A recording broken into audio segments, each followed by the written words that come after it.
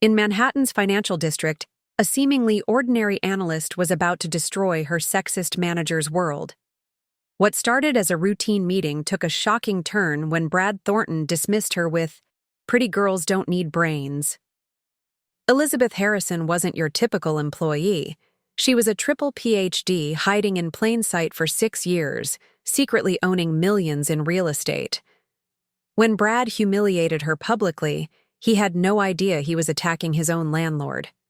Her devastating response would expose not only her genius, but the fact that she held his mortgage, transforming workplace discrimination into the ultimate power reversal. Before we jump back in, tell us where you're tuning in from, and if this story touches you, make sure you're subscribed, because tomorrow I've saved something extra special for you.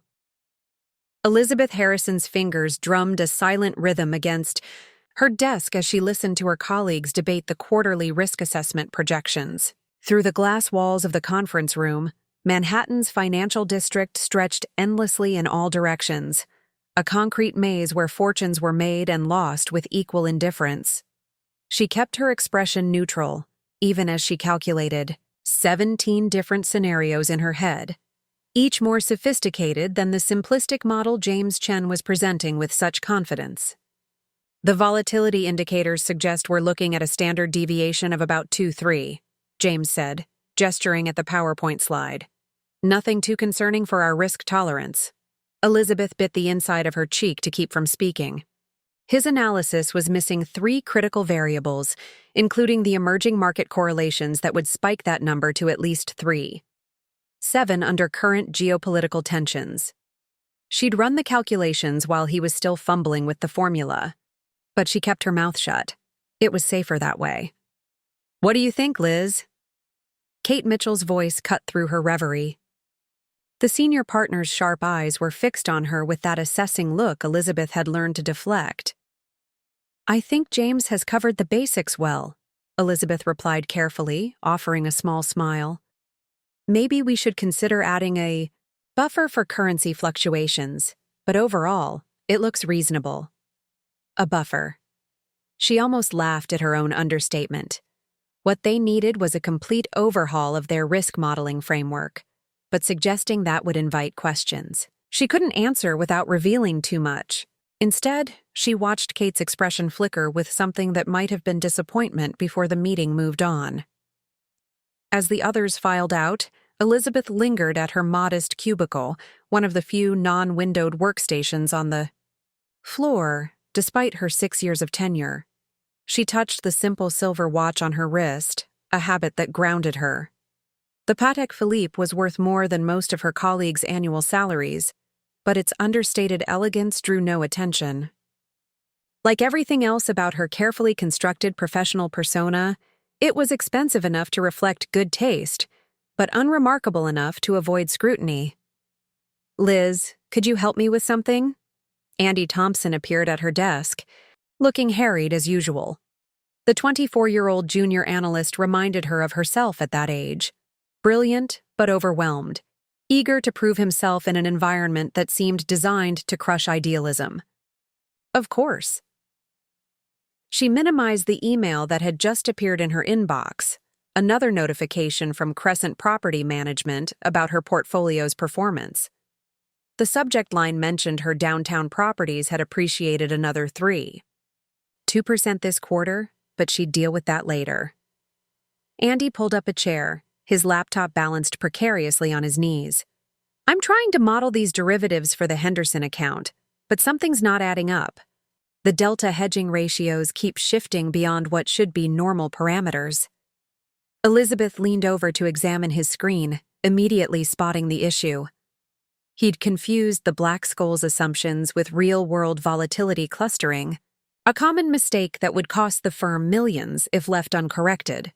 For a moment, she considered explaining the complete solution: the volatility smile adjustments, the jump diffusion models that would better capture the tail risks. Instead, she chose a gentler approach.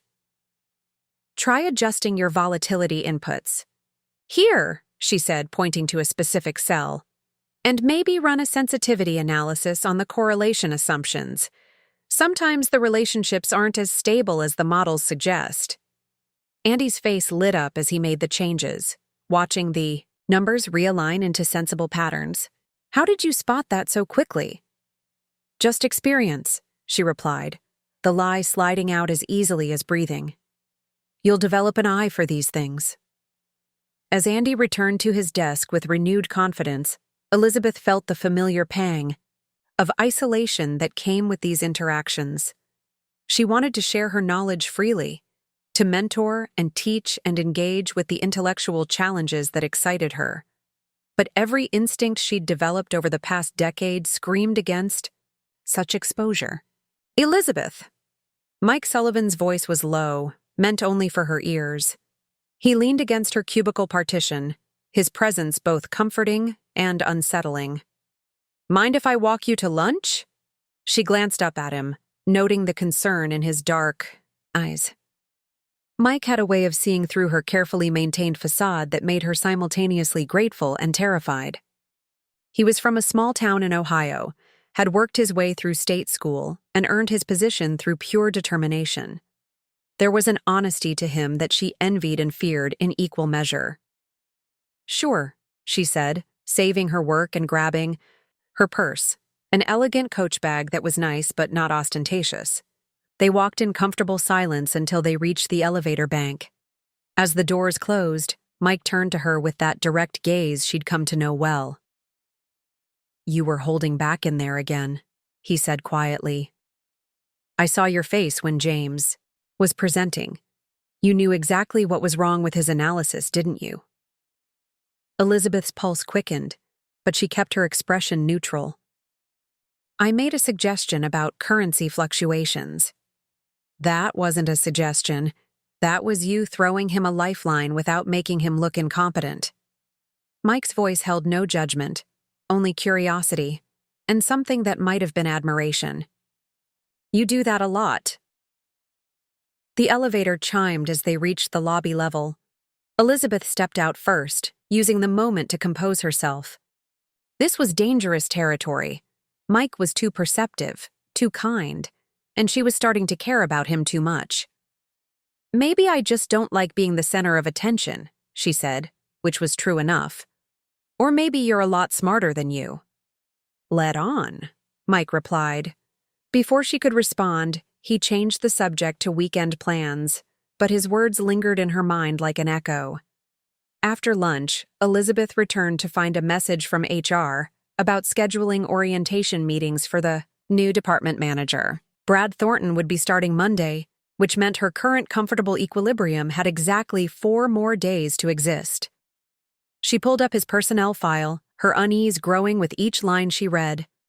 Harvard MBA? Yes, but from a family with enough money to ensure admission regardless of merit.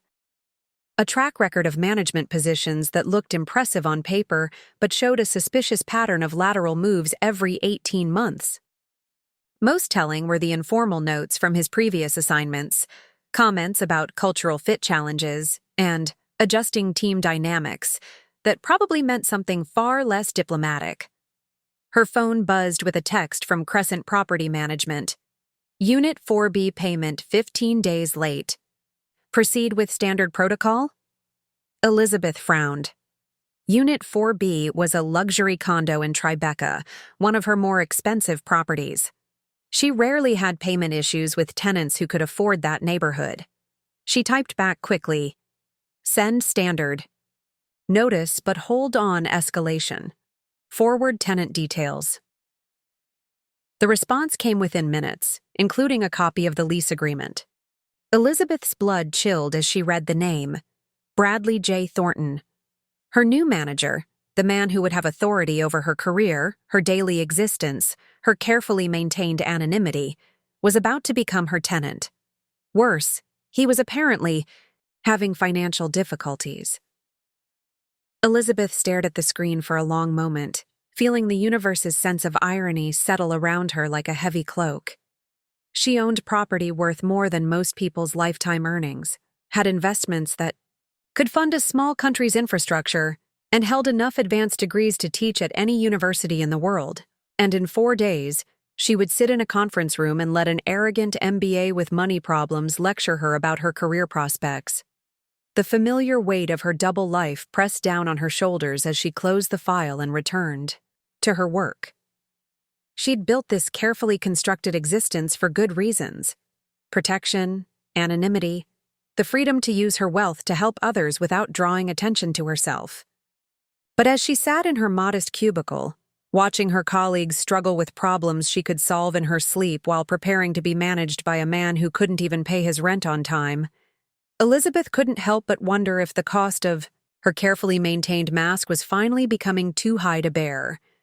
Outside her window, Manhattan's towering monuments to ambition and success caught the afternoon sun, their glass facades reflecting light in patterns as complex and unpredictable as the financial models she manipulated in her mind.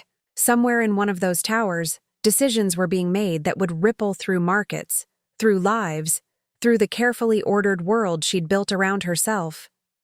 Change was coming whether she wanted it or not. The only question was whether she would control it or let it control her.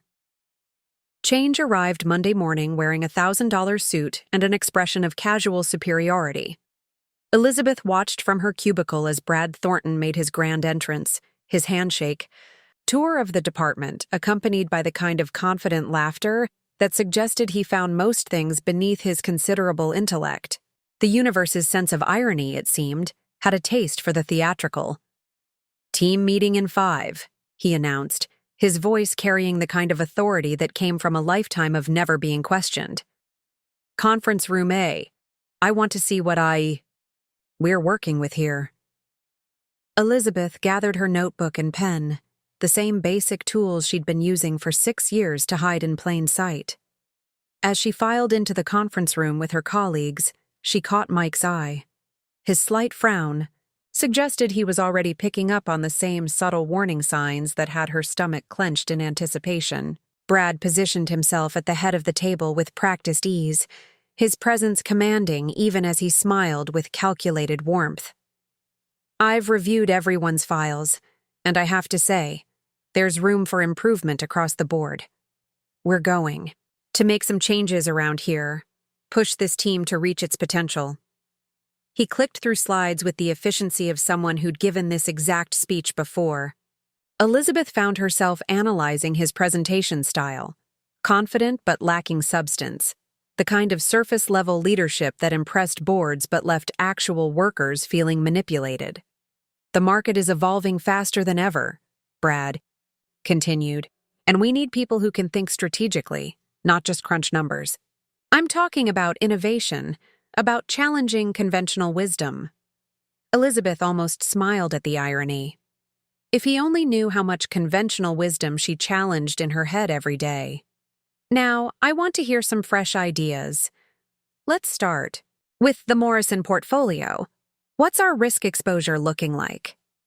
His gaze swept the room before landing on James Chen, who launched into the same flawed analysis from last week.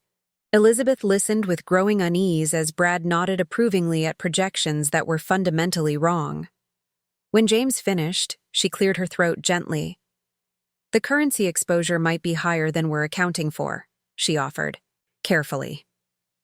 "European markets are showing some volatility patterns that could—" "I appreciate the input, Liz," Brad interrupted, his smile not quite reaching his eyes. "But let's focus on the big picture here. We can't get bogged down in minor fluctuations when we're trying to see the forest for the trees." The dismissal was swift and absolute. Around the table, she caught sympathetic glances from Mike and Andy, but also the uncomfortable recognition that the new power dynamic had just been established. Brad had other ideas to discuss, aggressive trading strategies that made Elizabeth's analytical mind recoil, expansion plans that ignored fundamental risk principles. After the meeting, Elizabeth retreated to her desk, her hands trembling slightly as she opened her email. The familiar notification from Crescent Property Management felt like a lifeline to her real identity, the one where she had actual power and influence. "Liz." Mike appeared beside her cubicle, his voice carefully low. "Can we grab coffee?" She followed him to the break room, grateful for the temporary escape. Mike leaned against the counter, studying her face with the intensity that always made her feel simultaneously seen and exposed. "He's an ass," Mike said without preamble. "Mike, no, seriously, did you see how he shut you down? Your analysis was spot on about the currency risk. James's projections are going to blow up in our faces if European markets tank." Elizabeth poured coffee she didn't want, using the routine to steady herself. Maybe he has reasons we don't see. What reasons could there be for ignoring good analysis? Mike's frustration was evident. You consistently catch things the rest of us miss, and he just dismissed you like you were some intern making coffee. The words hung between them, loaded with implications Elizabeth couldn't address. Mike was defending her, seeing her value in a way that made her chest tight with emotions she couldn't afford to explore. "I should get back to work," she said quietly. Mike's hand touched her arm gently. "Liz, you don't have to shrink yourself to make other people comfortable. You're better than that." The rest of the morning passed in a haze of routine tasks and growing dread. Brad made rounds through the department, dispensing advice and making improvements with the confidence of someone who'd never doubted his own authority. When he stopped at Elizabeth's desk, she felt every muscle in her body tense. "Liz, right?" He leaned against her cubicle partition with casual familiarity. "I've been looking at your work. Solid, very thorough, maybe a little cautious for my taste, but solid." "Thank you," she managed. "I think you could benefit from thinking bigger picture, though. Sometimes pretty girls can get so focused on the details they miss the strategic opportunities." His smile was meant to be charming, but Elizabeth felt it like a slap. "Don't worry. We'll work on broadening your perspective." The words echoed in her head long after he'd moved on. Pretty girls don't need brains. The implication was clear, delivered with the kind of casual sexism that powerful men used like currency, spending it freely because they'd never faced consequences for the transaction. Elizabeth's phone buzzed with another message from her property manager. Brad's rent payment was now 20 days overdue, and the standard late fees were adding up. She stared at the notification, feeling something shift inside her chest. Not quite anger yet, but the first tremors of it. Here was a man who thought her pretty face disqualified her from strategic thinking, while he couldn't manage his own finances well enough to pay rent on time. He was lecturing her about seeing the big picture while owing her money he didn't even know she owned. The afternoon dragged on with new humiliations. Brad assigned her to compile reports that junior analysts usually handled, asked her to take meeting notes instead of contributing analysis, and generally treated her like an attractive but intellectually limited decoration for the department. By 5 o'clock, Elizabeth felt raw and hollowed out, her carefully maintained professional mask cracking around the edges. As she gathered her things to leave, her phone rang. "Ms. Harrison, this is David Chen from Crescent Property Management. We've had no response to our notices about Unit 4B. Should we proceed with formal eviction procedures?" Elizabeth glanced around the nearly empty office, confirming she was alone. "Send me the complete financial profile on the tenant first. I want to understand the full situation before we take action." "Of course, I'll have that to you within the hour." As she hung up, Elizabeth caught her reflection in her computer screen. Tired, frustrated, diminished. Somewhere behind that reflection was a woman with 3 PhDs, a multi-million-dollar investment portfolio, and the kind of analytical mind that could solve problems Brad Thornton couldn't even identify. The question was whether that woman would stay hidden forever, or if she was finally ready to step into the light. Outside her window, Manhattan's evening lights began to flicker on, each one representing someone's ambition, someone's dream, someone's carefully constructed life. Elizabeth Harrison had spent 6 years building hers in shadows and silence. But as she packed up her modest belongings and prepared to go home to her luxury apartment that her colleagues would never imagine she could afford, one thought echoed through her mind with crystalline clarity. Something had to change. The only question was whether she would be the one to change it. The thought followed Elizabeth home like a shadow, echoing through her penthouse apartment as she poured herself a glass of wine that cost more than most people's weekly salary.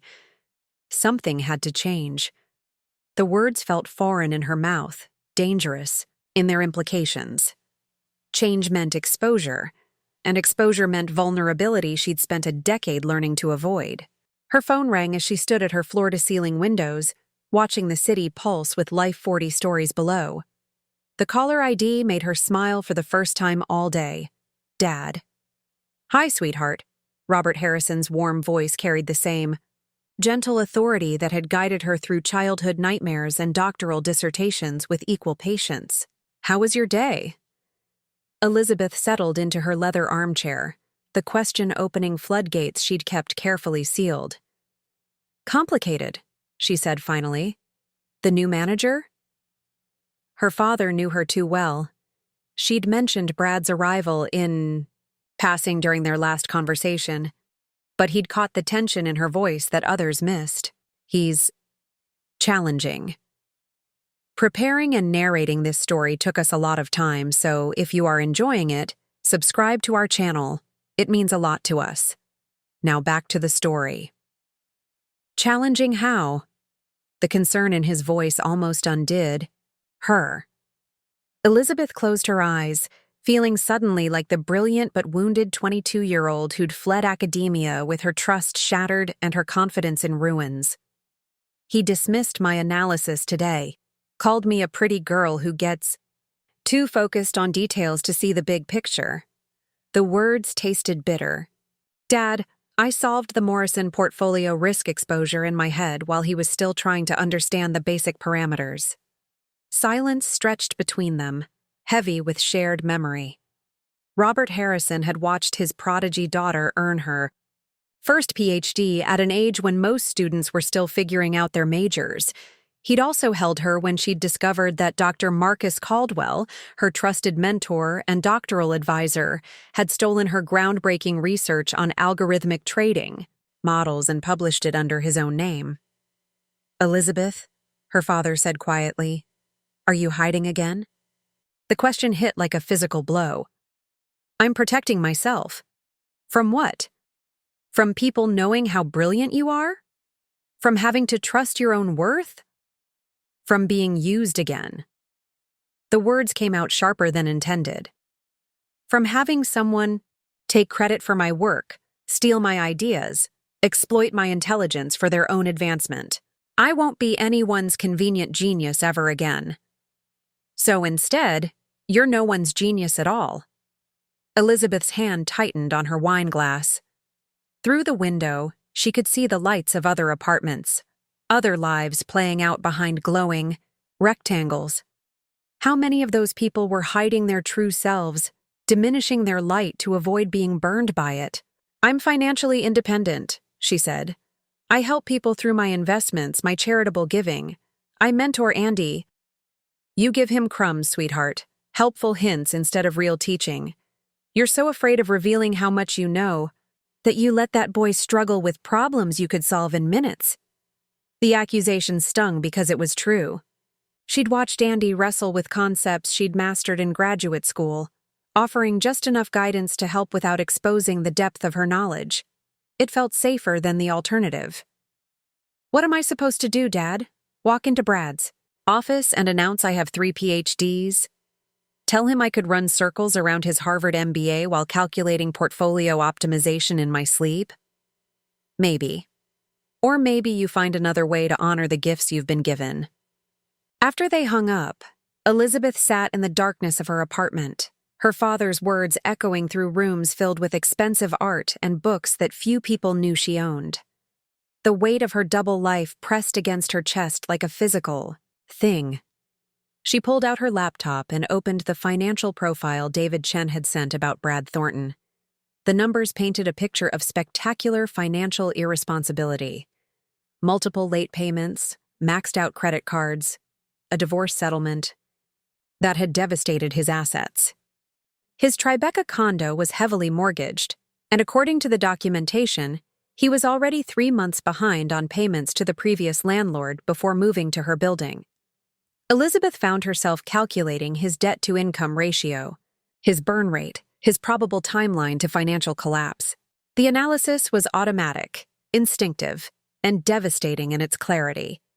Brad Thornton was living far beyond his means, propped up by credit and family money that was apparently running out. A memory surfaced unbidden. Dr. Caldwell's office. 5 years ago, her excitement palpable as she'd explained her breakthrough in algorithmic trading models. She'd trusted him completely, shared every insight, every innovation. 3 months later, she'd watched him present her work at the International Finance Conference, accepting accolades and job offers while she sat in the audience, invisible and betrayed. "The beauty of this model," Caldwell had said from the podium, "is its elegance in handling multiple variables simultaneously." Her words, her breakthrough, her sleepless nights of calculation reduced to his career advancement. Elizabeth shook her head, banishing the memory. That was then. This was now. Brad wasn't Dr. Caldwell, and she wasn't a naive graduate student anymore. Her phone buzzed with a text from Mike. "Hope you're okay. Brad was out of line today." She stared at the message for a long time before responding. "Thanks, I'm fine."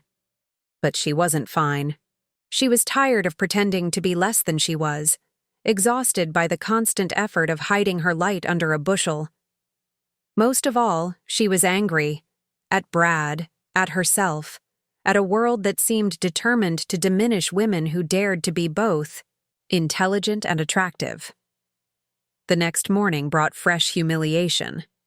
Brad called her into his office with Andy, ostensibly to discuss the junior analyst's development. "I've been reviewing Andy's work," Brad said, leaning back in his chair, with casual authority. "The derivatives modeling is improving, but there are still some fundamental gaps. Liz, I want you to work with him on the basics. Make sure he understands the simple stuff before we move to more complex concepts." Andy's face flushed red. Elizabeth watched the confident young man she'd been quietly mentoring deflate under Brad's casual dismissal. This wasn't about Andy's capabilities. It was about establishing dominance, about putting both of them in their place.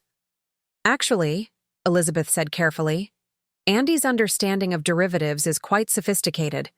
His recent work on the Henderson account showed real insight into volatility clustering and—" "Liz," Brad interrupted with a patronizing smile, "I appreciate your enthusiasm, but let's not overcomplicate things.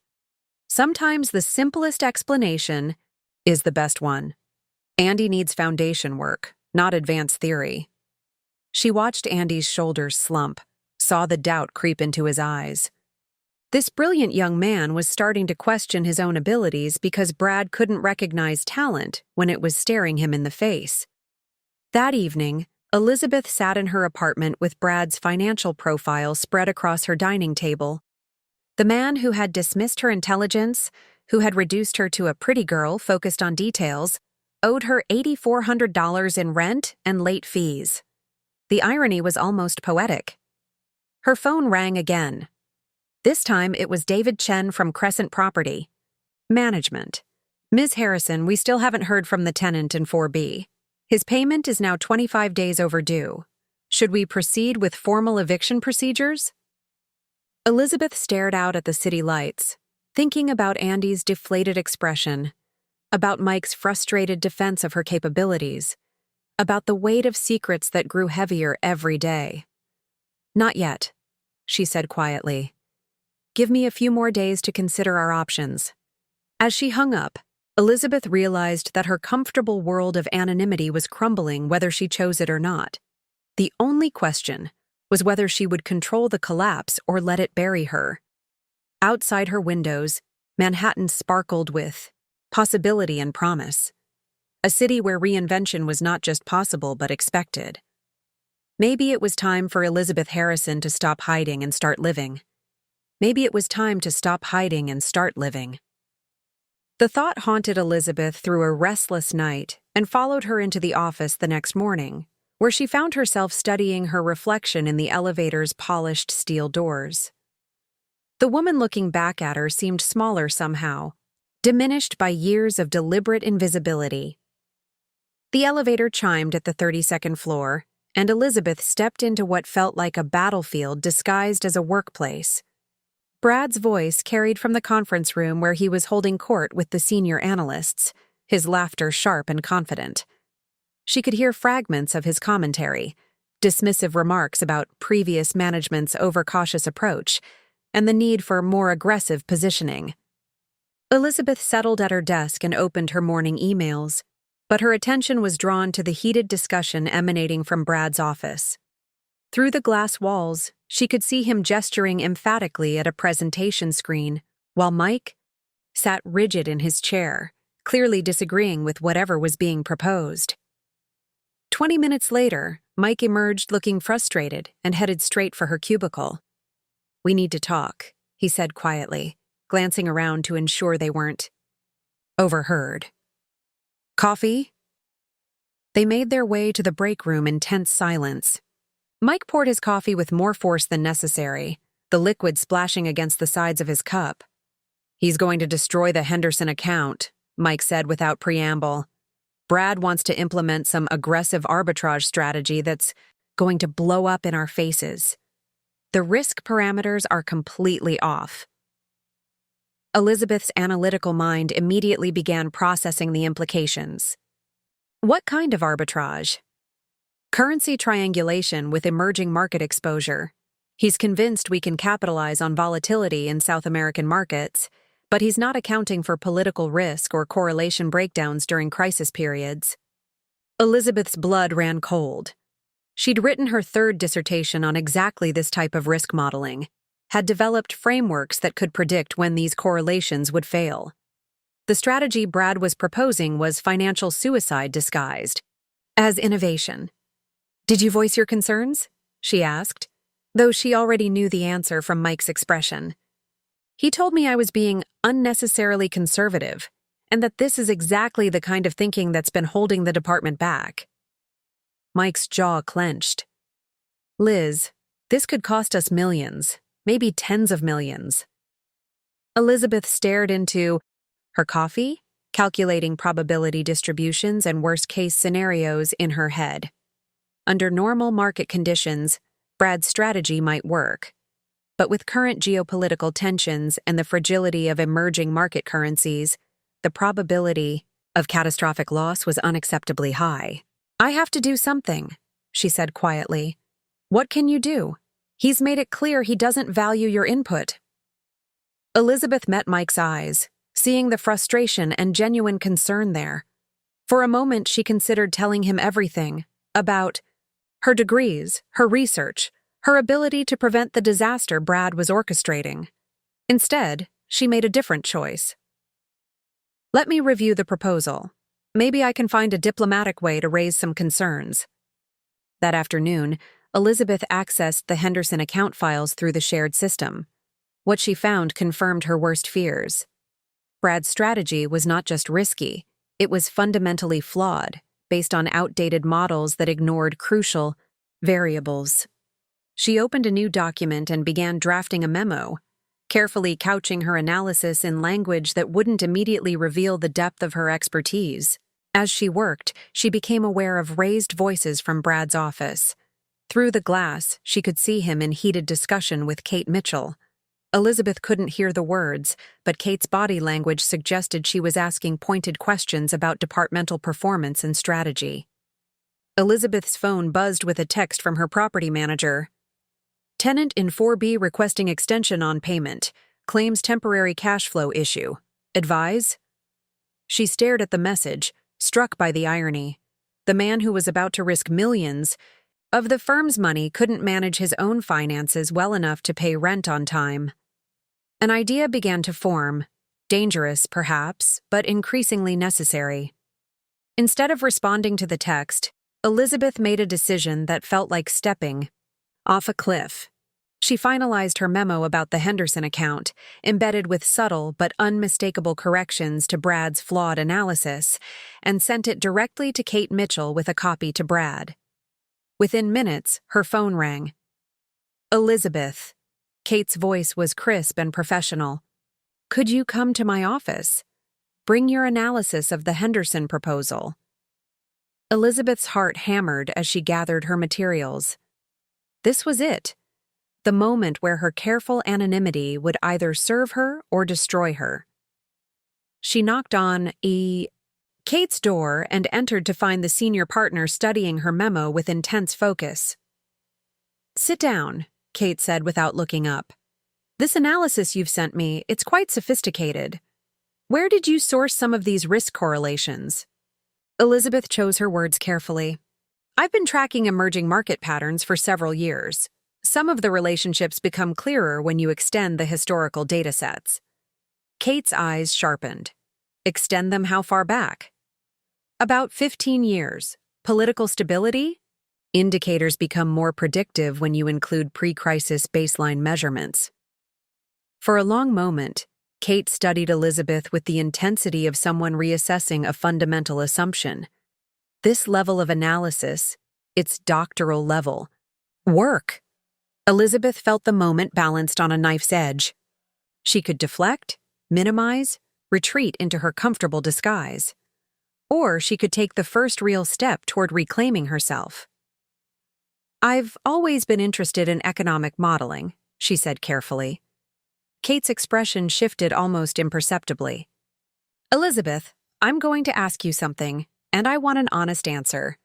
Are you operating significantly below your capabilities in this position?" The question hung in the air between them like a challenge. Elizabeth thought about Andy's deflated expression, about Mike's frustration, about the millions of dollars Brad was about to lose through sheer incompetence. She thought about her father's words. "Maybe you find another way to honor the gifts you've been given." "Yes," she said quietly. "I am." Kate nodded slowly, as if confirming a suspicion she'd harbored for years. "I thought so. Your work has always been technically perfect, but it's had this quality of restraint, like you were deliberately holding back." Before Elizabeth could respond, Kate's assistant knocked and entered. "Ms. Mitchell, Mr. Thornton is here about the Henderson account discussion." Elizabeth watched through the glass as Brad approached, his expression confident and slightly annoyed. He knocked and entered without waiting for permission, his gaze flicking dismissively over Elizabeth before focusing on Kate. "Kate, I got your message about reviewing the Henderson strategy. I have to say, I'm surprised you're second-guessing what's clearly a profitable opportunity." "I'm not second-guessing anything," Kate replied evenly. "I'm doing due diligence on a high-risk proposal. Elizabeth has raised some valid concerns about correlation breakdown during crisis periods." Brad's expression hardened as he turned to Elizabeth. "Concerns? What kind of concerns could she possibly have about advanced trading strategies?" Elizabeth felt something shift inside her chest. Not quite courage yet, but the absence of fear. "The political risk factors in your model are understated by about 40%, she said quietly. "And you're using correlation assumptions that break down when market volatility exceeds 2 standard deviations." Brad stared at her as if she'd spoken in a foreign language. "I'm sorry, what? You're talking about statistical concepts that what?" Elizabeth's voice carried a new edge. "That pretty girls couldn't possibly understand?" The silence in the room was electric. Kate leaned back in her chair, watching the exchange with evident fascination. Brad's face cycled through confusion, annoyance, and something that might have been alarm. "I think," Kate said slowly, "that we need to have a much longer conversation about departmental capabilities and strategic planning. Brad, we'll revisit the Henderson proposal tomorrow after I've had time to review all the analysis. Elizabeth, please stay. I'd like to discuss your risk assessment in more detail." As Brad left the office, his confident stride slightly less. Assured than when he'd entered, Elizabeth realized she'd just crossed a line she could never uncross. The comfortable anonymity she'd built was cracking, and there was no going back. But for the first time in years, she felt like she could breathe. The sensation lasted exactly 18 hours, until Elizabeth walked into the quarterly review presentation and realized that Brad had interpreted her challenge not as competence, but as insubordination that required public correction. The conference room was packed with senior partners, department heads, and key analysts. Elizabeth took her usual seat in the back, notebook ready, prepared to blend into the background as she had for 6 years. But as Brad began his presentation on departmental performance and strategic initiatives, she felt the familiar chill of recognition. This wasn't just a quarterly review, it was a demonstration of power. "Before we dive into the numbers," Brad said, his smile sharp as a blade, "I want to address some recent concerns about our new strategic direction. Change is always difficult, and some team members have been resistant to innovative approaches." Elizabeth's stomach clenched as Brad's gaze found her across the room.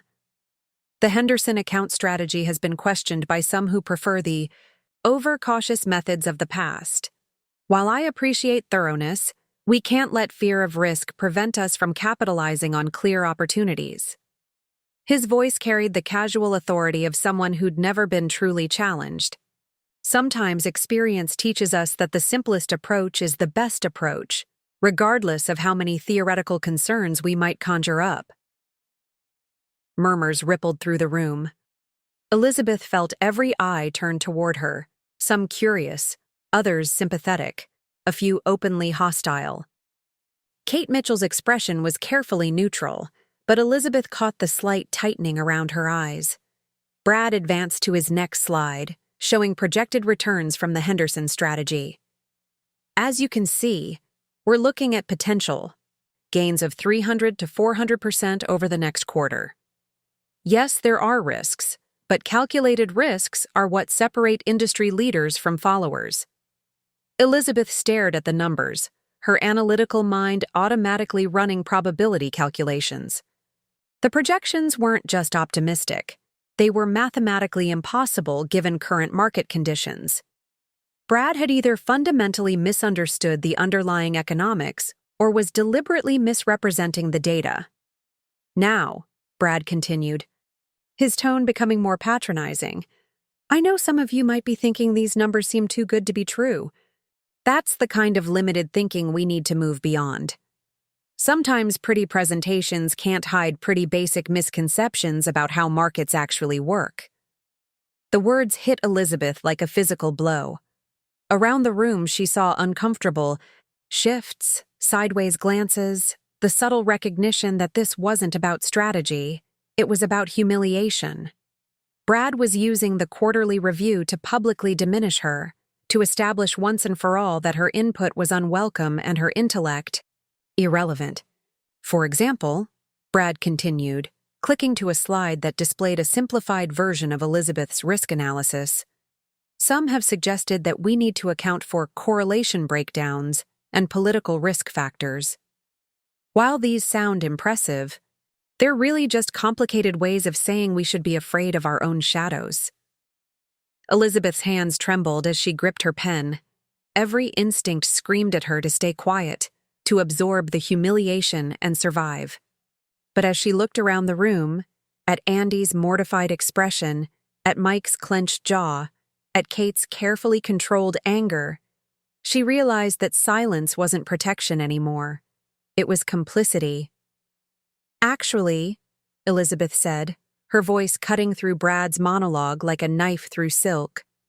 The word hung in the air, and the entire room turned to look at her.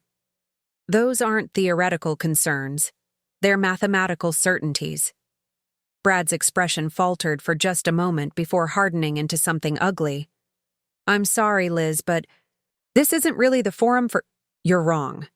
Elizabeth stood, her voice gaining strength with each word. "Your correlation assumptions are based on data from 2019-2021, which excludes 3 major currency crises. When you include the full historical data set, your probability of success drops from 85% to 23%. The silence in the room was absolute. Elizabeth could hear her own heartbeat, could feel decades of careful concealment cracking apart like ice in spring. Furthermore, she continued, her voice now carrying the authority of someone who'd spent years studying exactly these problems. Your projected returns assume political stability in regions that are currently experiencing significant upheaval. The Brazilian real alone has a 67% probability of devaluation within the next quarter, based on current political indicators. Brad's face had gone white, then red. "That's enough," he said sharply. "I don't know where you're getting these numbers, but from the same places you should have looked before risking 50 million of the firm's capital," Elizabeth replied, her voice steady despite the adrenaline coursing through her veins. "From central bank reports, political stability indices, and volatility patterns that any competent analysis would have identified." The room erupted. Partners leaned forward, analysts whispered urgently, and Kate Mitchell's carefully neutral expression gave way to something that looked like vindication mixed with concern. But Brad's reaction was the most telling of all. His confident facade crumbled completely, revealing the insecurity and rage beneath. "Who the hell do you think you are?" Brad's voice rose to near shouting. "You're a mid-level analyst who takes notes and files reports. You don't have the background, the education, or the authority to question strategic decisions made by someone with an MBA who can't balance his own checkbook?" The words escaped before Elizabeth could stop them, sharp and cutting, and absolutely devastating. The room went dead silent. Brad stared at her with an expression of pure shock, and Elizabeth realized she'd just revealed more than she'd intended. But there was no taking it back now. Andy's voice broke the silence, small but determined. "She's right about the correlations. I've been tracking the same patterns, and the political risk factors are definitely understated." Mike nodded grimly. The Brazilian situation alone should have red-flagged this entire approach. Elizabeth watched Brad's world collapse in real time. The support he'd assumed, the authority he'd taken for granted, the intellectual superiority he'd claimed, all of it evaporating as the people he'd dismissed revealed their actual capabilities. Kate Mitchell stood slowly, her voice cutting through the chaos with steel-edged professionalism. "I think we need to take a recess. Elizabeth, Brad, my office. Now." As the room emptied in uncomfortable murmurs, Elizabeth felt the weight of what she'd just done settle on her shoulders. She'd stepped out of the shadows and into the light, but the glare was harsher than she'd expected. Mike caught her arm as she passed. "That was incredible," he said quietly. "And probably suicide." Elizabeth looked back at him, seeing concern and admiration warring in his expression. "Maybe," she said, "but I couldn't let him destroy everything just to protect my hiding place." As she followed Kate and Brad toward the executive offices, Elizabeth felt something she hadn't experienced in years. The terrifying, exhilarating sensation of being completely, authentically herself. The careful mask she'd worn for 6 years lay in pieces behind her, and there was no putting it back. Together. The only question now was whether the woman underneath was strong enough to survive the exposure. Behind them, the conference room buzzed with whispered conversations and sidelong glances. Change had come to Sterling and Associates, swift and irreversible as an avalanche. And Elizabeth Harrison, for better or worse, was buried somewhere beneath. It all, either crushed by the weight of revelation, or finally free to dig herself out and breathe. And Elizabeth Harrison, for better or worse, was buried somewhere beneath it all, either crushed by the weight of revelation, or finally free to dig herself out and breathe. As she walked toward Kate's office, her legs felt unsteady, but her mind was crystalline clear. The avalanche had started, and there was no stopping it now. Kate's office commanded a corner of the 38th floor, its floor-to-ceiling windows, offering a panoramic view of Manhattan's financial district. But Elizabeth barely noticed the view as she took a seat across from Kate's mahogany desk, Brad settling rigidly beside her. The tension in the room was thick enough to cut. Kate closed the door with deliberate precision and moved to her desk, her expression unreadable. For a long moment, she studied both of them in silence, her fingers steepled beneath her chin. That, Kate said finally, was quite a performance. Brad shifted uncomfortably. Kate, I want to apologize for the disruption. Elizabeth clearly overstepped her bounds, and I take full responsibility for not maintaining better control over Brad. Kate's voice cut through his explanation like a scalpel. Stop talking. The command was delivered with such quiet authority that Brad's mouth snapped shut. Kate's attention turned to Elizabeth, her gray eyes sharp and assessing. Elizabeth, I want you to explain to me how a mid-level analyst with 6 years at this firm just eviscerated a Harvard MBA's trading strategy using statistical analysis that would make our quantitative research team jealous. Elizabeth felt the moment crystallize around her. This was it, the point of no return. She could try to deflect, to minimize what had just happened, or she could finally trust someone with the truth. Because I have a PhD in economics from MIT, she said quietly, and another in computer science from Stanford, and a third in applied mathematics from Princeton. The silence that followed was deafening. Brad's face went through a series of expressions, confusion, disbelief, and finally something that looked like fear. Kate leaned back in her chair, her expression shifting from surprise to calculation. 3 PhDs, Kate repeated slowly. And you've been working as a mid-level analyst for 6 years. Yes. Why? Elizabeth took a deep breath, feeling the weight of years of secrecy lifting from her shoulders. Because the last time I trusted someone with my intelligence, they stole my research and destroyed my career in academia. I came here to disappear, to use my skills quietly without drawing attention. Kate nodded thoughtfully. Dr. Marcus Caldwell, the algorithmic trading breakthrough that made him famous about 5 years ago. Elizabeth's head snapped up in surprise. You know about that? I make it my business to know about important developments in our field. Caldwell's work was revolutionary, but there were always questions about its origins. The mathematical sophistication seemed beyond his usual capabilities. Kate's eyes narrowed. You developed those algorithms. Yes. The word came out as barely a whisper. Brad found his voice, though it sounded strained. This is ridiculous. You can't just claim to have multiple PhDs and expect us to… Brad. Kate interrupted again, her tone sharp with warning. I suggest you consider your position very carefully right now. Something in Kate's voice made Brad fall silent. Elizabeth watched the interplay between them, sensing undercurrents she didn't fully understand. Kate opened her laptop and began typing rapidly. Elizabeth, what's your full legal name for the record? Dr. Elizabeth Marie Harrison. More typing. Kate's eyebrows rose slightly as she read whatever appeared on her screen. MIT Economics, graduated summa cum laude at age 22.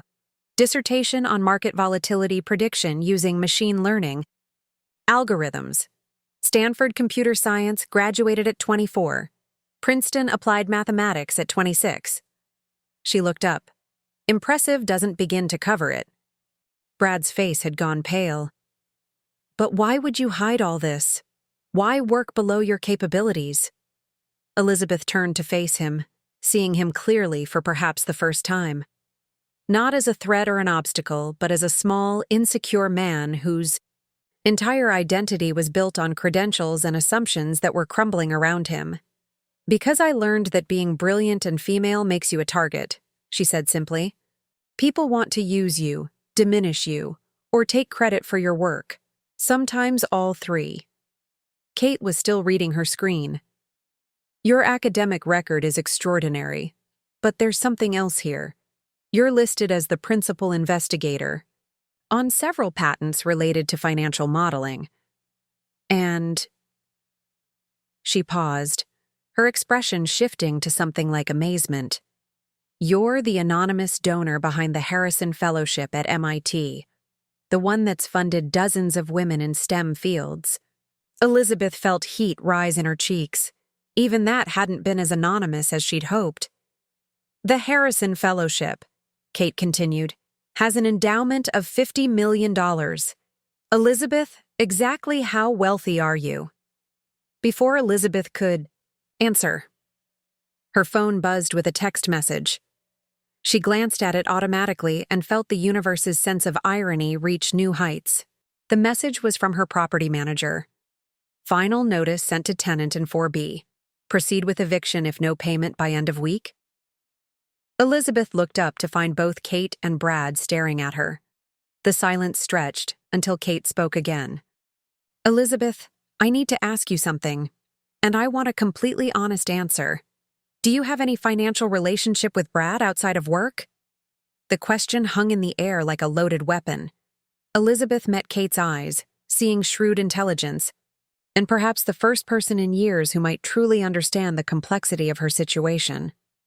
I own his apartment building, Elizabeth said quietly.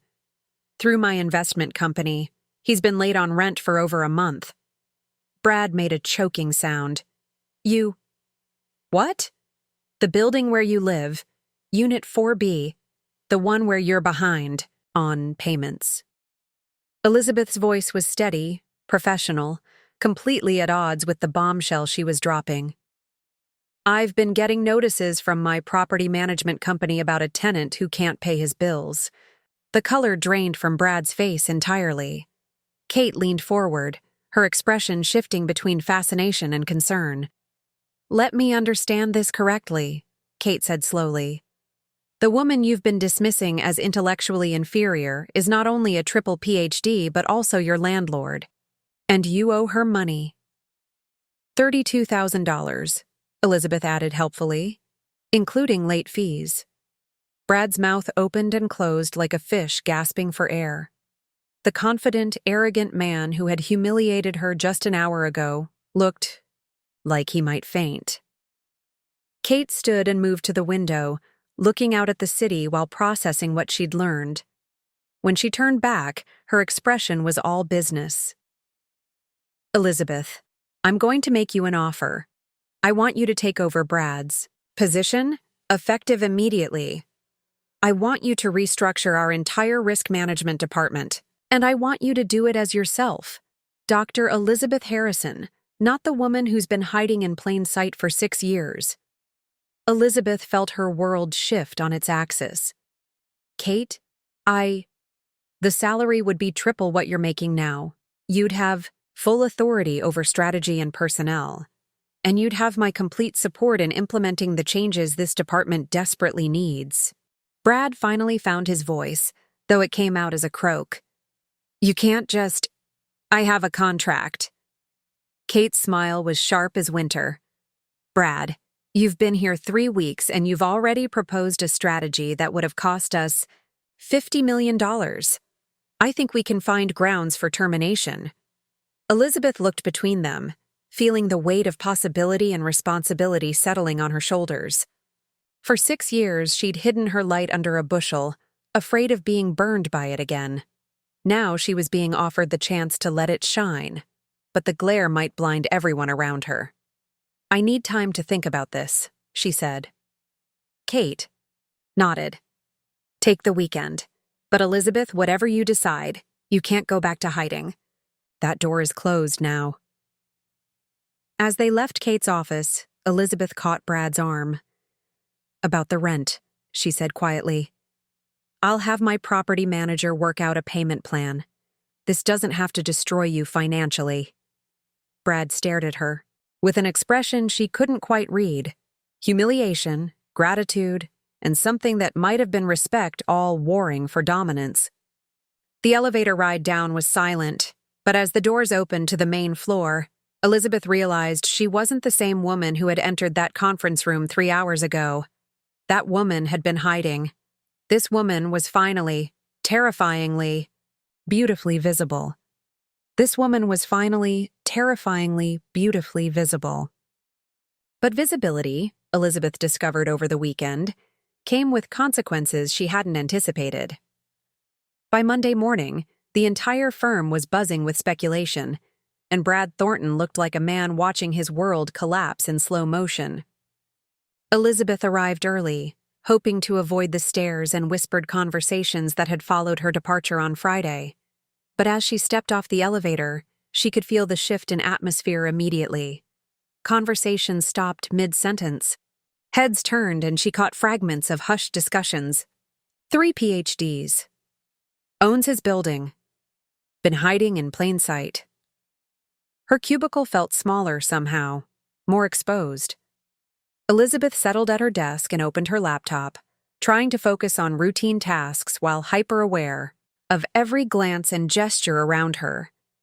The weekend had been a blur of phone calls with her father, long walks through Central Park, and sleepless hours weighing Kate's offer against the safety of anonymity she was about to lose forever. At 9:30, her phone rang. The caller ID made her stomach clench. Crescent Property Management. Dr. Harrison, this is David Chen. We have a situation with the tenant in 4B. Elizabeth glanced around the office, confirming that most people were in the Monday morning meeting she'd deliberately avoided. What kind of situation? He's requesting a meeting with you directly. Says he needs to discuss payment arrangements and that you know him personally. David's voice carried a note of confusion. Should I tell him that's not our standard protocol? Through the glass walls of the conference room, Elizabeth could see Brad sitting rigid in his chair while other department heads discussed quarterly projections. His face was pale, and even from a distance, she could see the tension in his shoulders.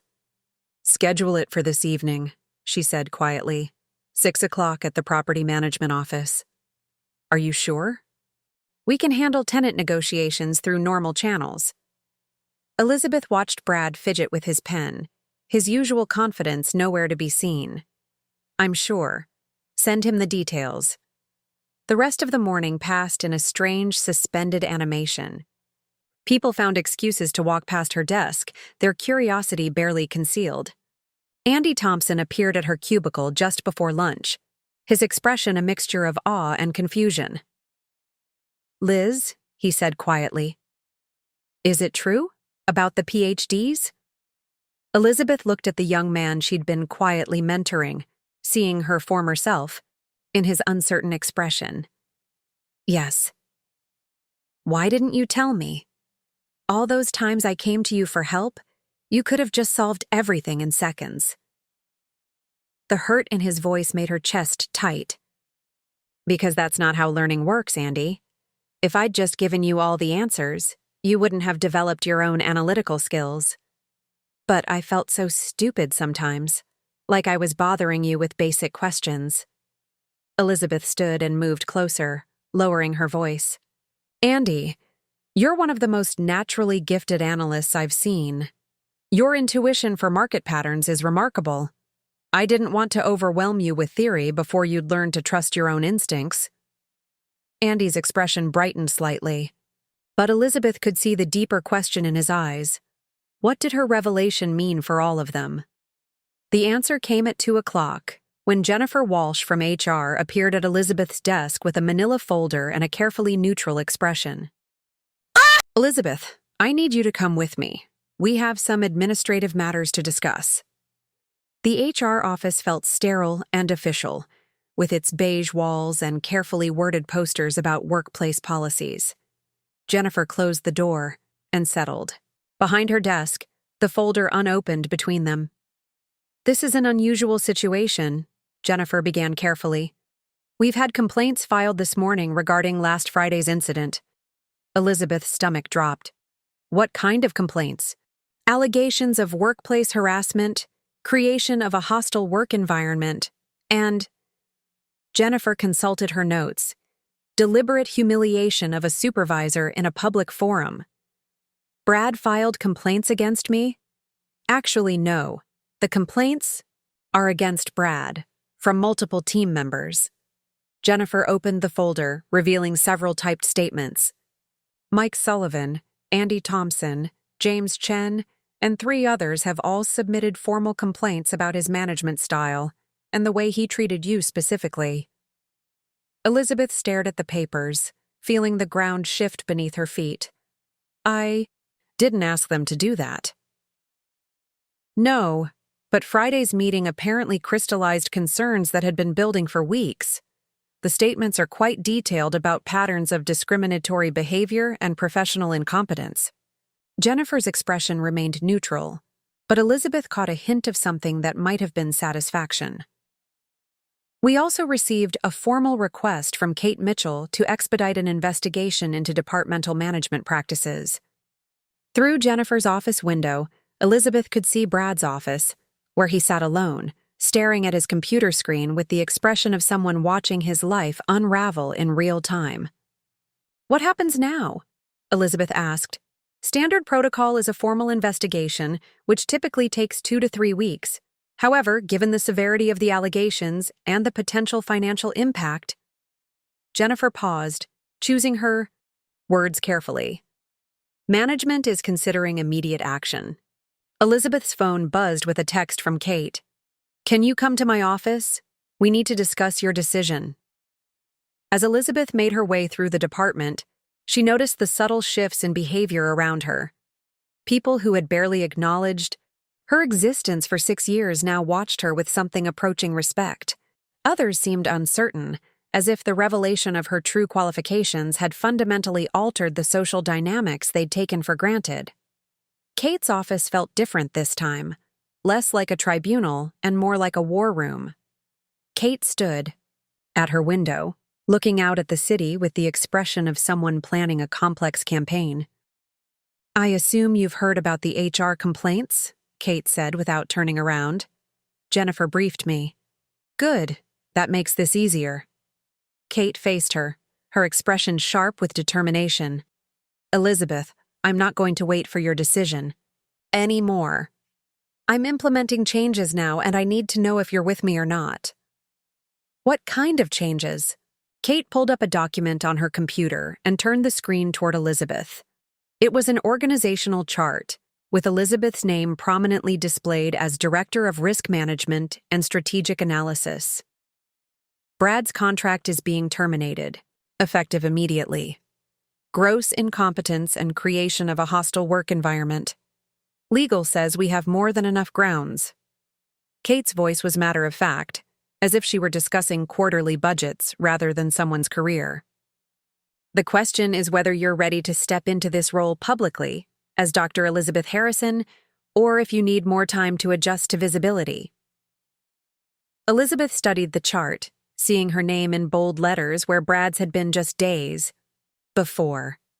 The title carried authority she'd never officially held, responsibility she'd never formally accepted, and visibility she'd spent years avoiding. "The Henderson account," she said suddenly. "The strategy Brad proposed. If someone doesn't fix it immediately, we'll lose everything."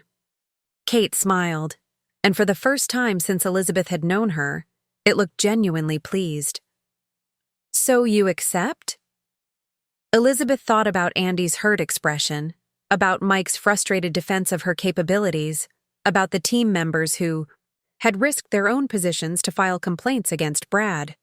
She thought about her father's words about honoring her gifts, and about the woman she'd been hiding from for so long. "I accept," she said. "But I want to implement some changes in how we approach team development and risk assessment. Whatever you need." As they discussed logistics and timelines, Elizabeth caught sight of Brad through Kate's window. He was packing items from his desk into a cardboard box, his movements slow and defeated. For a moment, she felt a pang of sympathy for the man whose arrogance had finally met its match in reality. Her phone buzzed with a reminder about the 6 o'clock meeting at the property management office. In a few hours, she would face Brad Thornton, not as his subordinate or even his replacement, but as the woman who held his financial future in her hands. The irony was almost poetic. The pretty girl he'd dismissed as intellectually inferior was about to decide whether he kept a roof over his head. Sometimes the best revenge wasn't darkness. It was letting your light shine so brightly that it illuminated everyone else's shadows. But as Elizabeth sat in the Crescent Property Management office at 6 o'clock that evening, watching Brad Thornton walk through the door with the demeanor of a condemned man, she realized that revenge had never been her goal. Truth was, Brad looked smaller somehow, his expensive suit wrinkled and his usual confidence replaced by something that resembled desperation. When he saw Elizabeth sitting at the conference table beside David Chen, his step faltered and his face went through a series of expressions: surprise, embarrassment, and finally, resignation. "Dr. Harrison," he said quietly, the title sounding strange in his mouth. "Thank you for agreeing to meet." Elizabeth gestured to the chair across from her. "Please, sit down." The silence stretched uncomfortably as Brad settled himself, his hands fidgeting with a manila folder he'd brought. David Chen cleared his throat and consulted his notes. "Mr. Thornton, you're currently 35 days behind on rent, with total arrears of $32,400, including late fees. Dr. Harrison has agreed to discuss payment arrangements, though I should note this is highly irregular." Brad's face flushed red. "I appreciate Dr. Harrison's consideration. I know this situation is unusual." "Unusual is one word for it," Elizabeth said, her voice steady but not unkind. "Brad, help me understand something. You've been lecturing me about financial strategy while owing me money you apparently can't afford to pay." Brad's shoulders sagged. "My divorce was expensive. Sarah got half of everything, plus alimony. And my father cut off my trust fund when I was 35, said I needed to learn to support myself." He laughed bitterly. "Turns out an MBA doesn't automatically translate to financial wisdom." Elizabeth studied his face, seeing genuine humiliation there rather than the performative confidence she'd grown accustomed to. "The Henderson account strategy. Did you actually believe it would work, or were you hoping for a quick win to cover your debts?" The question hung in the air like a challenge. Brad was quiet for so long that Elizabeth wondered if he would answer at all. "Both," he said finally. "I knew it was risky, but I was desperate. I thought if I could just score one big success, prove myself valuable." He trailed off, seeming to realize how pathetic it sounded. David Chen shifted uncomfortably. "Perhaps we should focus on the payment arrangements." But Elizabeth held up a hand, her attention fixed on Brad. "You dismissed my analysis as the concerns of a pretty girl who didn't understand the big picture. But you knew I was right, didn't you?" Brad's face crumpled slightly. "I suspected you might be, but admitting that would have meant admitting I didn't know what I was talking about, and I couldn't afford to look incompetent." "So instead, you made me look incompetent." "Yes." The word came out as barely a whisper. "I'm sorry, Elizabeth. Dr. Harrison, I was scared and stupid and—" He gestured helplessly. "I have no excuse." Elizabeth leaned back in her chair, processing his apology. Through the office window, she could see Manhattan's evening lights beginning to twinkle to life, each one representing someone's ambition, someone's struggle, someone's carefully constructed life. "The position you just lost," she said quietly. "I've been offered it, Director of Risk Management and Strategic Analysis." Brad nodded miserably. "I heard. Kate Mitchell made the announcement this afternoon. I'm going to accept." "You should. You're obviously qualified."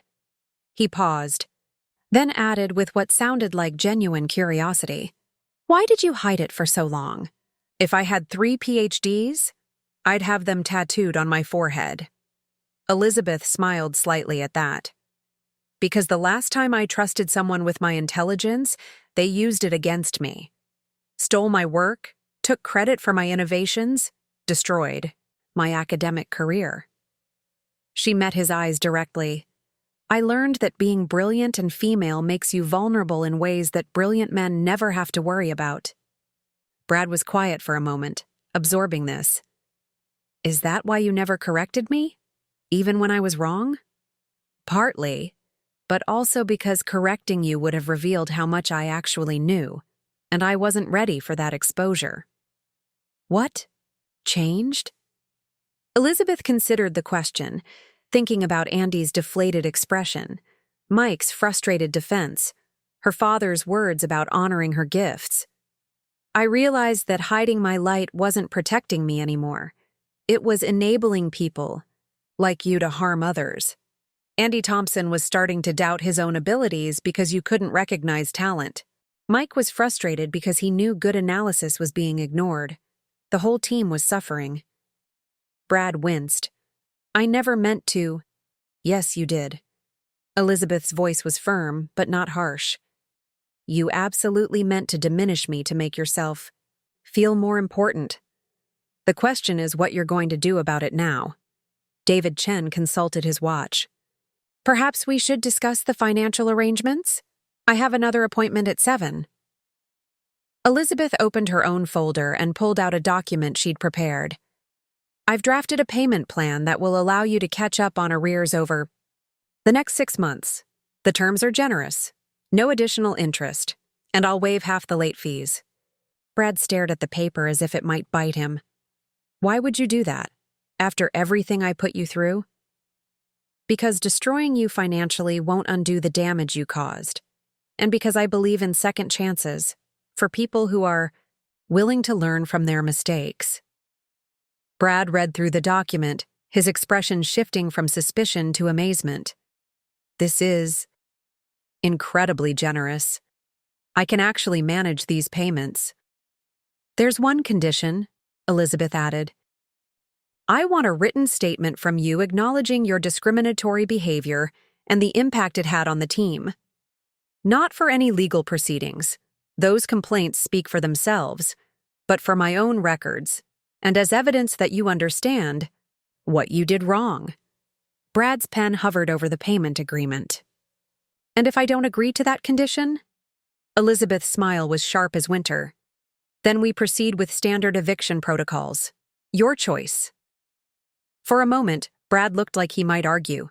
Then his shoulders sagged again, and he nodded. I'll write the statement. You're right. I need to acknowledge what I did. As they finalized the paperwork, Elizabeth felt a strange sense of completion. Not satisfaction exactly, but something deeper. The recognition that she had chosen mercy over vengeance, growth over destruction. There's something else, Brad said as they prepared to leave. The team meeting tomorrow morning. Kate's announcing your promotion officially. I know some people might be skeptical about such a rapid advancement. Let them be skeptical. I'll prove myself through results, not credentials. Brad stood, looking more composed than he had all evening. For what it's worth, Dr. Harrison, I think they're lucky to have you. And I'm sorry it took me losing everything to realize how extraordinary you are. As Elizabeth walked out of the property management office into the Manhattan evening, she reflected on the strange turns her life had taken. A week ago, she'd been hiding in plain sight, terrified of exposure. Now she was stepping into a leadership role that would put her intelligence and capabilities on full display. The woman who had entered that conference room 6 days ago had been hiding. The woman walking through Manhattan tonight was finally, completely, authentically herself. Tomorrow would bring new challenges, new visibility, new opportunities to use her gifts in service of something larger than self-protection. But tonight, Elizabeth Harrison simply walked through the city lights, no longer afraid of her own shadow. But tonight, Elizabeth Harrison simply walked through the city lights, no longer afraid of her own shadow.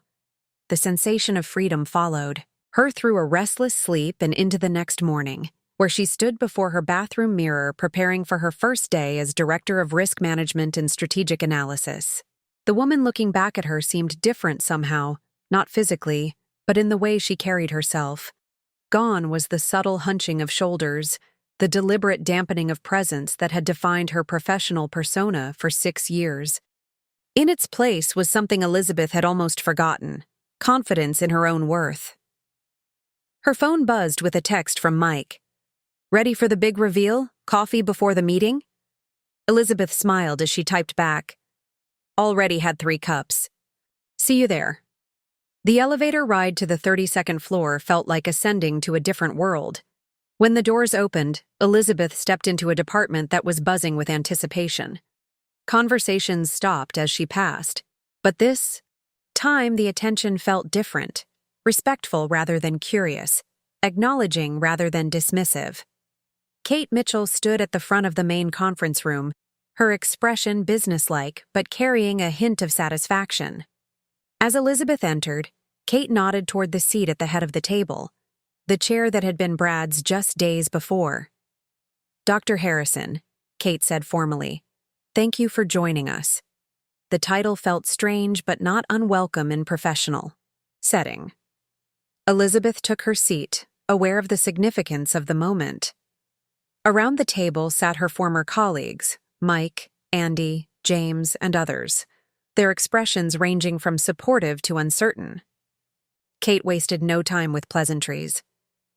As you all know, there have been significant changes in department leadership this week. I want to address those changes directly and outline our path forward.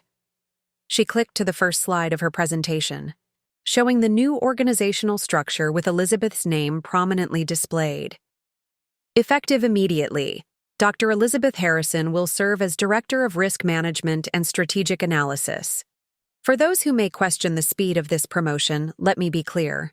Dr. Harrison holds PhDs in economics, computer science, and applied mathematics from MIT, Stanford, and Princeton, respectively. A murmur rippled through the room. Even though the information had been circulating, hearing it stated officially carried a different weight. Furthermore, Kate continued, Dr. Harrison's academic work includes groundbreaking research in algorithmic trading models and risk assessment, frameworks that are directly applicable to our current challenges. Elizabeth caught Andy's expression, amazement mixed with something that looked like relief. She realized he was probably feeling vindicated for all the times he'd sensed she knew more than she was letting on. Our first priority, Kate said, turning to Elizabeth, is addressing the Henderson account situation. Dr. Harrison, would you brief the team on your assessment? Elizabeth stood, feeling the familiar flutter of nervousness that always preceded public speaking. But as she looked around the room at faces that were now genuinely interested in what she had to say, the anxiety transformed into something else. Purpose. The strategy previously proposed for the Henderson account carries unacceptable risk levels, she began, her voice steady and authoritative. Based on my analysis of current market conditions and historical data, the probability of significant loss exceeds 70%. She moved to the whiteboard and began sketching out correlation matrices and risk scenarios, her hand moving with the confidence of someone who had spent years thinking about these exact problems. However, she continued, there are alternative approaches that can achieve similar returns with substantially lower risk exposure. For the next 20 minutes, Elizabeth outlined a comprehensive strategy that addressed every concern she'd identified in Brad's original proposal. As she spoke, she watched the room's energy shift. Questions became more engaged, suggestions more thoughtful. This wasn't a team being lectured to, it was a team being led. When she finished, the silence was profound. Then Mike began to clap, slowly at first, then joined by Andy, then the entire room. Elizabeth felt heat rise in her cheeks, but this time it was from pride rather than embarrassment. Questions? She asked. James Chen raised his hand tentatively. Dr. Harrison, this level of analysis, how long did it take you to prepare? Elizabeth smiled slightly. About 20 minutes on Monday morning. I've been thinking about these problems for years.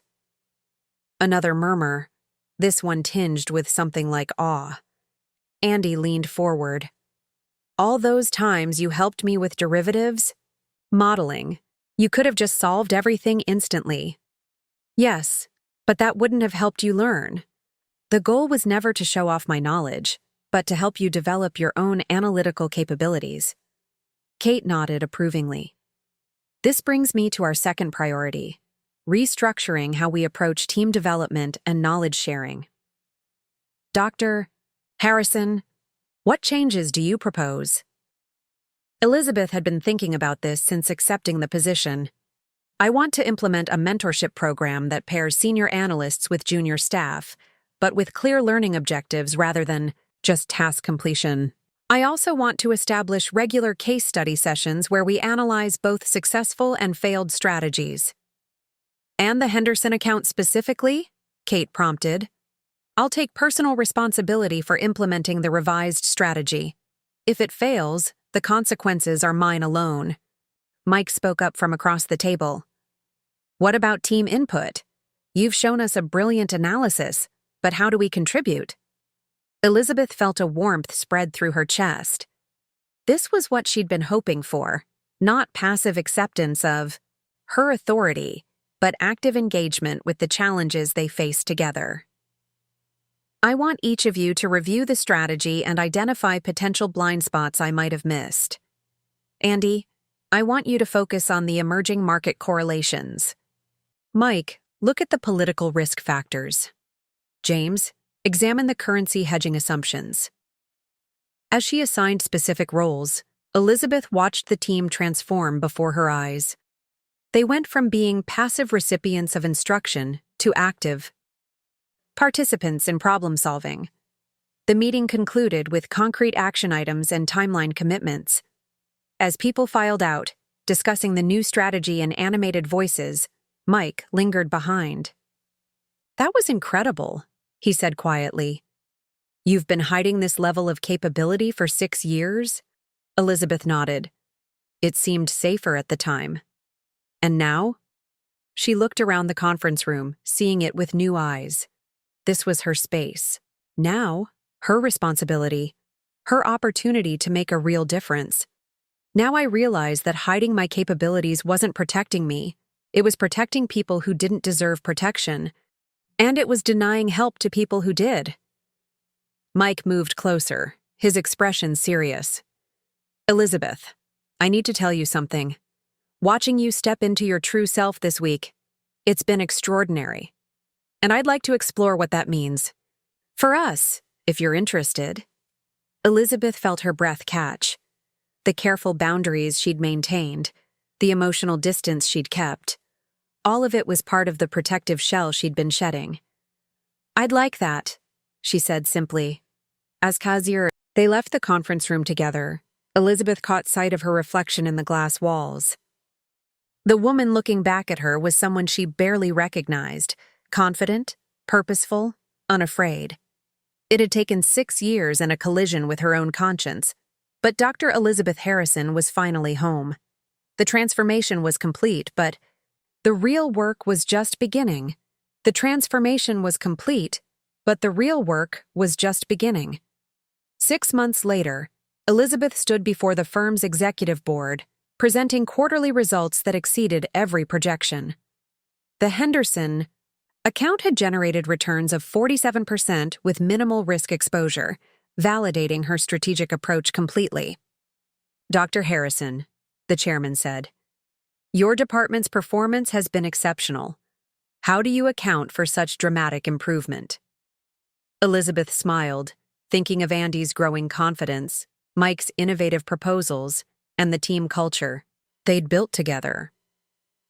We stopped hiding our capabilities and started leveraging them collaboratively. After the presentation, she found Mike waiting by her new corner office, a space with windows overlooking Manhattan's financial district. Their relationship had deepened into something beautiful and authentic, built on mutual respect and shared ambition. Dinner tonight? He asked, producing a small velvet box. I have something important to discuss. Elizabeth's breath caught as he dropped to one knee. Dr. Elizabeth Harrison, brilliant economist, patient mentor, and the woman who taught me that true strength comes from authentic living. Will you marry me? Through her office windows, Manhattan sparkled with possibility. The woman who had once hidden her brilliance was now using it to elevate everyone around her. Yes, she whispered, finally understanding that her greatest achievement wasn't her degrees or wealth. It was learning to shine without dimming others. Up next, you've got 2 more standout stories right on your screen. If this one hit the mark, you won't want to pass these up. Just click and check them out. And don't forget to subscribe and turn on the notification bell so you don't miss any upload from us.